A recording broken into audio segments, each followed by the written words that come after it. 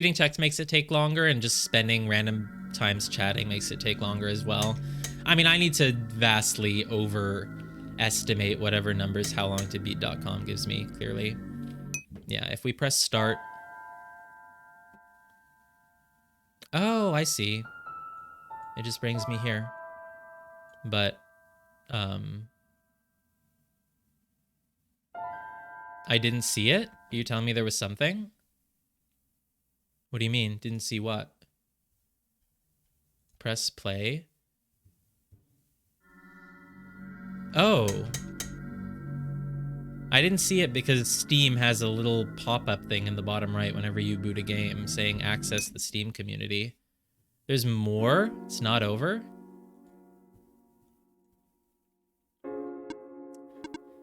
Dells, you're back. I restored the world. I sent Nico home. Are you not happy?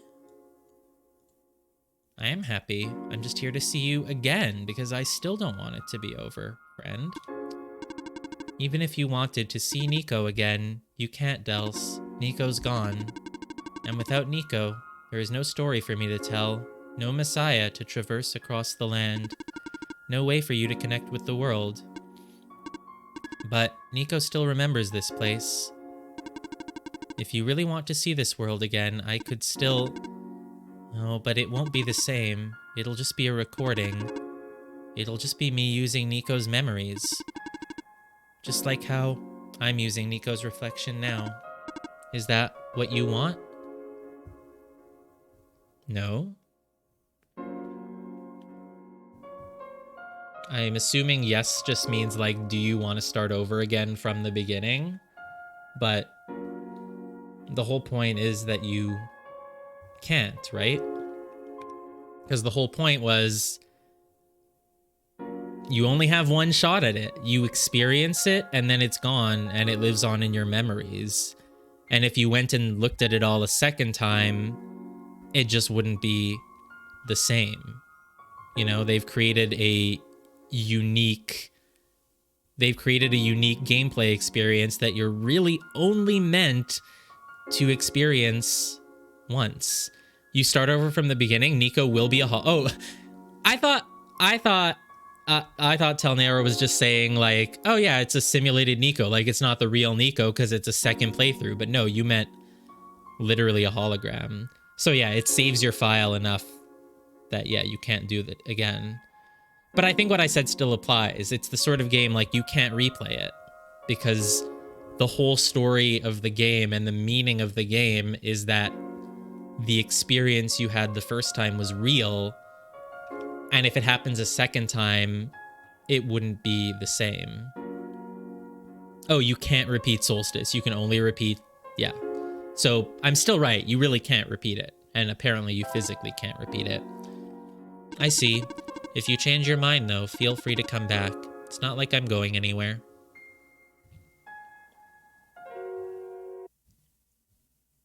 Yeah. And it closed again.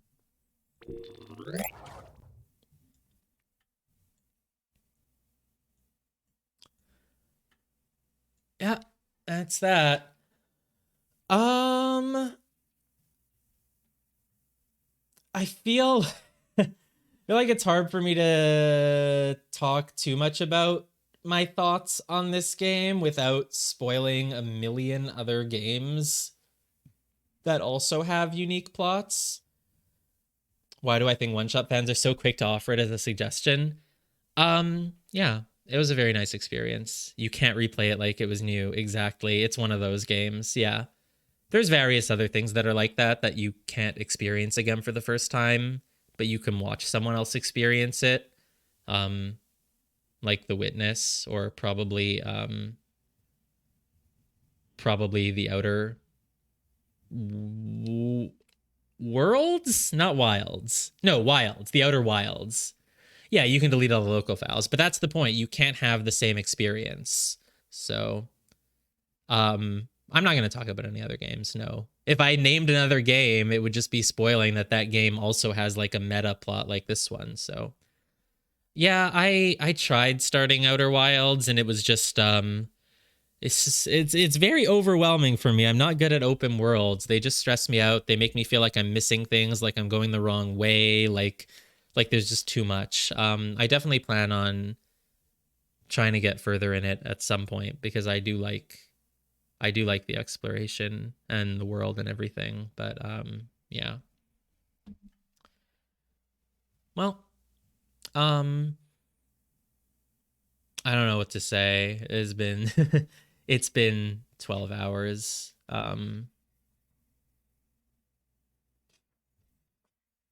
I think it's nice, and I just think it's one of those games that's probably greater than the sum of its parts because I liked the ending, and the ending definitely got to me, but I don't particularly love any of the characters.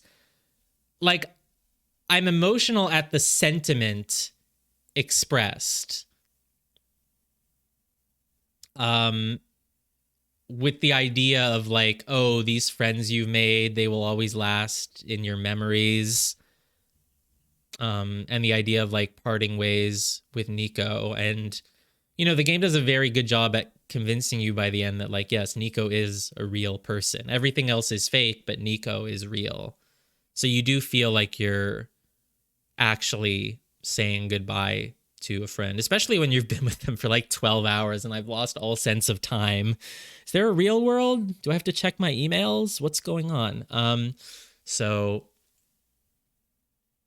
I just think that's really sweet. And like I said, the power of having an experience live on in your memories is something that I'm really attached to.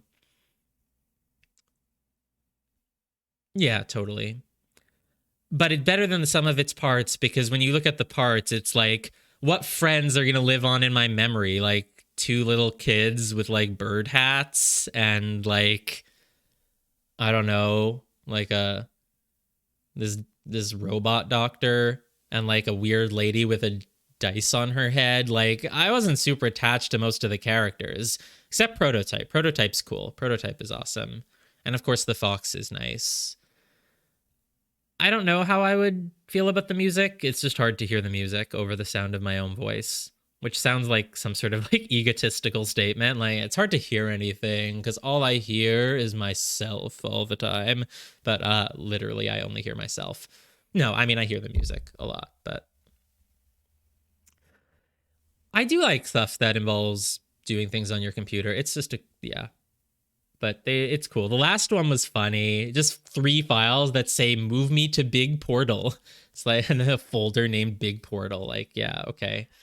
They reused the whole like there's a password in your documents a few times. I really like though making you open up that other program and then having to lay it over the thing. It makes it not a great stream game, like it really does. I think I don't know how to do this, but like I think people definitely, if nothing else, as a by the way, did you know just about anything you run on your computer can just do these things? Yeah, I know.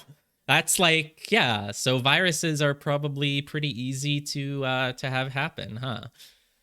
If this game can do it without my permission or anything. It can just install files anywhere.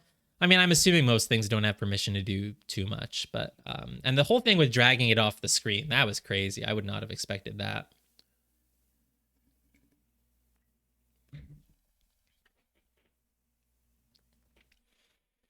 Um, but Prototype was cool and the Fox was cool and Cedric or whatever was like maybe not a great character, but at least he's kind of one of the only ones who's like A, perfectly sane, B, doesn't have like a super gimmick, and C, mostly just like relates to you rather than just like be there entirely as like a little plot device. I mean, he's mostly a plot device, but yeah. Um Oh, and my other favorite character, the Lamp Dude. Lamp Dude was cool. Um Mostly just cuz he's all awkward and stuff and I think that's cute. Um Graphics, not not the game's strong suit. There's a lot of games out there that like people would say they have bad graphics and I'm just like, no, they're not bad. They're indie graphics. They're like 2D. They're sprites, but they're not bad. It's a good aesthetic. And then there's this game where it's just like, yeah, the graphics did the job they needed to. I mean, the artwork was nice. The artwork is all very nice. It also just doesn't help that some of the areas are just these big, vast, wide areas, which doesn't have a lot of like specific design in it, especially the barrens. Like when you first get there and you just kind of run around and it's just like a bunch of big, barren, open space. It's like, the sprites are good. The fox sprite is very, very cute. And yeah, the puzzles were cool.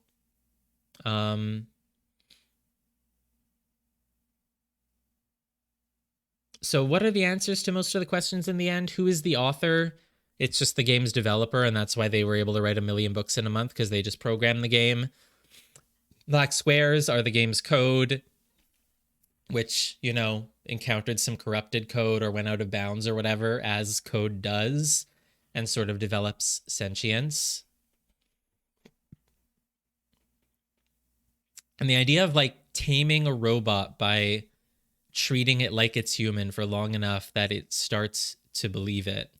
Like I said, it all brings you back to like, how do we know that we're not robots? How do we know that whatever made our planet isn't just like a god being like, all right, I'm going to create some human beings. Got these wires that I put in their brains. I have these wires for the body. I call them blood vessels, but they're just wires. You know, how do we know that we're not also fake? So in character, the author is someone from the old world that actually had its son go out and die, who created the game as a way that the world could be remembered. Oh, right. So the author is not the developer of OneShot. It is actually, or rather, it is the developer of OneShot, but it's not Night Margin or whatever. It's like a person from this world where foxes can talk. Oh, right. And the biggest mystery, is Nico a cat? We don't know. What's under Nico's hat? We don't know. But if you weren't a cat, why would your hat have little pointy parts? I'm just saying. Could have taken the hat off at some point. Could have taken the hat off at some point.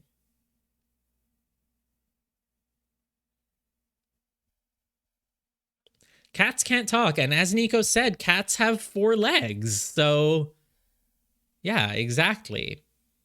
But wait a minute. Foxes can't talk either. Can foxes talk?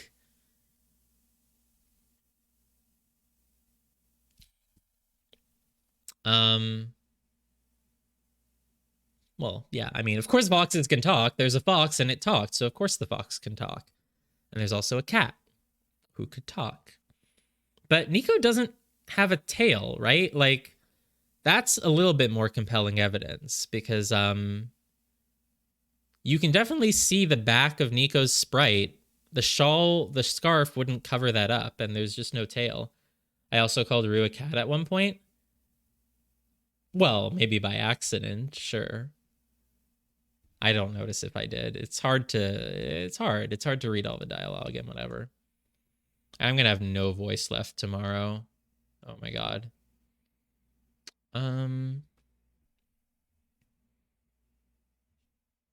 There's a lot of foxes that can talk. I mean, I don't think Rue was fantastic, and Rue could talk. No, I'm kidding. I'm just messing with you. I'm messing with you. Would you like to hear about the changes if you do a second normal playthrough instead of going into Solstice? Yeah, sure. Hit me. And you can let me know any other things about the game that you were holding back, or about the 2004 version, or anything else like that.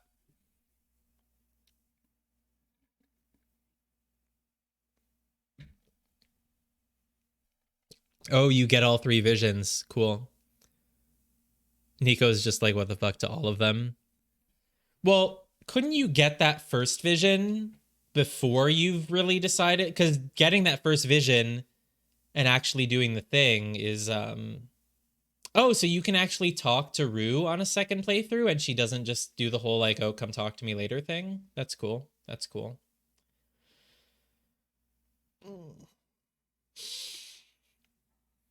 A couple of the puzzles are already done because Entity's like, oh, what's the point? That's funny. That makes sense. The whole concave, convex lenses and stuff. Can you still take your picture 10 times, though? I'm sure you can.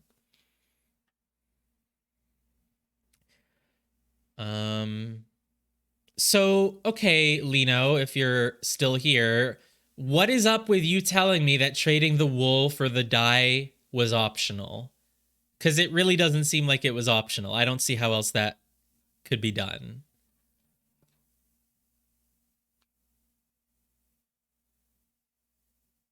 You get to haggle. But then what else could you trade? Only half of your wool or something like that? There's no other items. If you say no, you get to trade the wool for the dye and a t-shirt. Oh, wow. Fortnite or Riot? Yeah, we're totally a Fortnite stream. Totally. Yeah. We'll get on that. We'll get on that. Get on that right now. That's what we're going for. This is a 24-hour stream, right? So it's 12 hours of OneShot, 12 hours of Fortnite. That gets you the goat room. Oh my god, right. Right, the goat room. I forgot about that. Oh my god. So you're saying that if I didn't accept the trade for the t-shirt for the dye, I could get a t-shirt and then I would have to get into the goat room?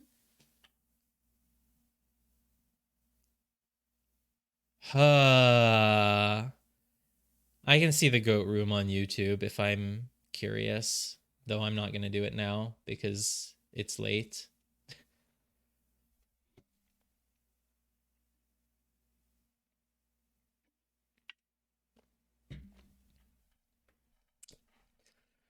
Um, I think that's it. I don't think there's anything else to comment on. We were going over all the mysteries, right? So the authors from this other world, they created the game. They're not the developer of this one shot, but they're the developer of a certain one shot. But in the end, it turns out the characters aren't really fake after all because they behave in ways that are not programmed, which is because they've been imbued by love and caring. And so even though they're characters in a game, they are all in a way tamed. The other second playthrough thing is you can get into the big clock room. What do you mean the big clock room? Though it doesn't have much going on now. The big isn't you mean the big clock room just the one that we get through with the solstice door? Or is there something else? Because the only thing on the solstice door is just elevators going down, right? So it wouldn't really help you. You can get into it, it's just turned off. Yeah. All right. So watering the seed, does that change anything other than showing one image in the thing in the credits the first time?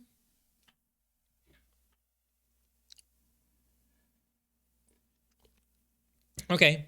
Image and credits. But as the game teaches you, the characters are real, right? So just knowing that you helped give her another life is enough, I guess.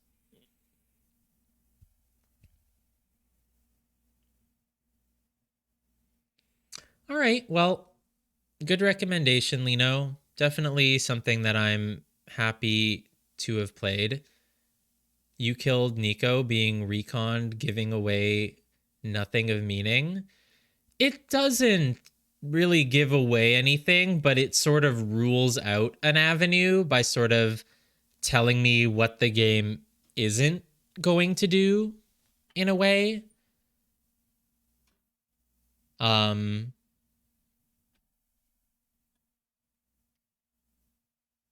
it tells me something the game isn't going to do, and then it just sort of changes the way I view the choices that they actually make later on. It's not a spoiler, it just changes the way that I sort of interact with the rest of the game. Yeah, exactly. That was what Lino said earlier, and I said I'd rather not know things like that until I'm done with the game. Even though it's not like a spoiler because it's not quite relevant, but yeah. It gives away that there's one angle that they're not going to go with when I otherwise still have no idea what angles the game is going to go with. Yeah, I'd never quit the game. I played it in one session, so I literally never pressed the X button. So if you close the game, yeah, you killed Nico. That was your one shot. Game over. I only said after you figured out the X. Well, sure, but it's still.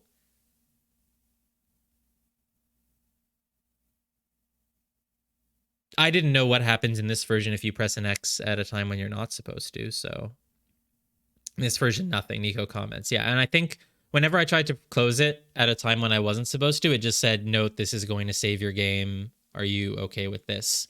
Are you okay with this?" So now I can change my desktop resolution back. Hopefully it didn't mess anything up here. I don't. I think so. Only when you press X, or maybe not.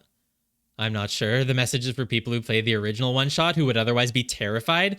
So I don't get it. They released this game in 2004, and like, if you ever closed the game, so what? You had to beat it in one session. Hopefully, it was a lot shorter then, or something. And then you just get a message saying you killed Nico, and that's funny. They're all saying 2004.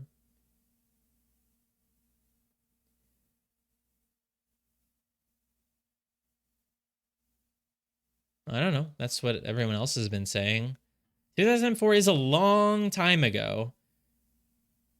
2004 freeware. 2000 RPG Maker 2003. Wow.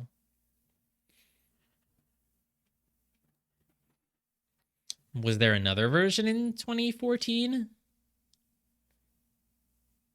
And so I'm assuming the 2004 one didn't make you move the window off screen and stuff like that.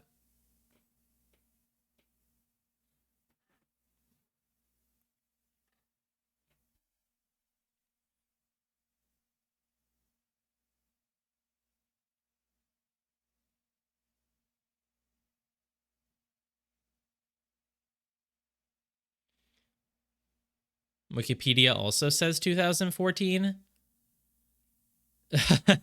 So what? They were both just wrong. Lino's the one who started the 2004 thing.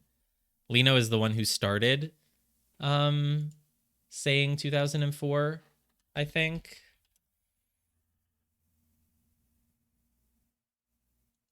That's funny.